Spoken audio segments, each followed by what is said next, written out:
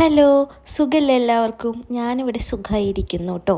അപ്പോൾ ഇതൊരു വീക്ക്ലി വ്ളോഗാണ്. ഒരു വീക്ക്ലി വ്ളോഗ് എടുക്കണം എന്ന് വിചാരിച്ച് തുടങ്ങിയതാണ്. ഇനി മുതൽ അങ്ങോട്ട് അങ്ങനെ വ്ളോഗുകൾ ഇടണം എന്ന് ഞാൻ വിചാരിക്കുന്നുണ്ട്. എത്രത്തോണ്ട് സക്സസ്ഫുൾ ആവുമെന്ന് അറിയില്ല കേട്ടോ.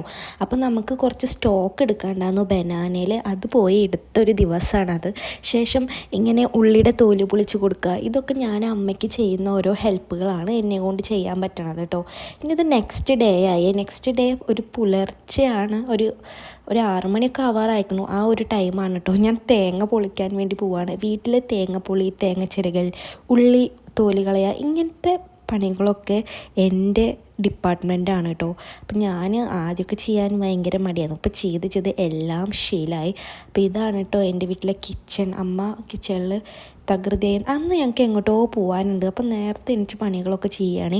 പിന്നെ ഇതാണ് എൻ്റെ ബെഡ് സ്പേസ് വരുന്നത് കേട്ടോ. ഇപ്പോൾ അച്ഛമ്മ അവിടെ ഇല്ലാത്ത കാരണമാണ് എനിക്കിവിടെ കട്ടിലൊക്കെ ഞാൻ കിടക്കണത്. അല്ലെങ്കിൽ അച്ഛമ്മ കട്ടിലും ഞാനും നിലത്തൊക്കെ ആയിട്ടാണ് കേട്ടോ കിടക്കാറ്. അപ്പോൾ എവിടെ കിടക്കുകയാണെങ്കിലും കിടന്ന സ്ഥലം വൃത്തിയാക്കി ഇടണം എന്നുള്ളത് എനിക്ക് ഭയങ്കര ഒരു നിർബന്ധമുള്ള കാര്യമാണ്. അപ്പം തന്നെ നമ്മുടെ മൈൻഡ് നല്ല ഫ്രഷ് ആവണ പോലെ എനിക്ക് ഫീൽ ചെയ്തിട്ടുണ്ട്.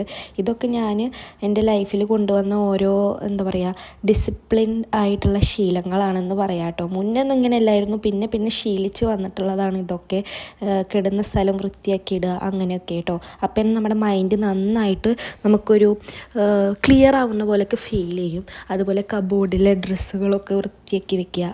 ഓക്കെ, ഇപ്പോഴാണ് ഓർമ്മ വന്നത്, അന്ന് അമ്പലത്തിൽ പോവുകയാണ്. അപ്പോൾ അതിന് വേണ്ടി ഏത് ഡ്രസ്സ് ഇടുമെന്ന് ആലോചിച്ച് നിൽക്കുകയാണ് കേട്ടോ. ഫൈനലി ഈ ഒരു ടോപ്പിൽ എത്തിപ്പെട്ടത്. ഇത് ഞാൻ സുഡിയോന്ന് എടുത്തതാണ് കേട്ടോ. എൻ്റെ ഓർമ്മ ശരിയാണെങ്കിൽ യെസ്, ഇത് സുഡിയോന്ന് എടുത്ത ഡ്രസ്സാണ്.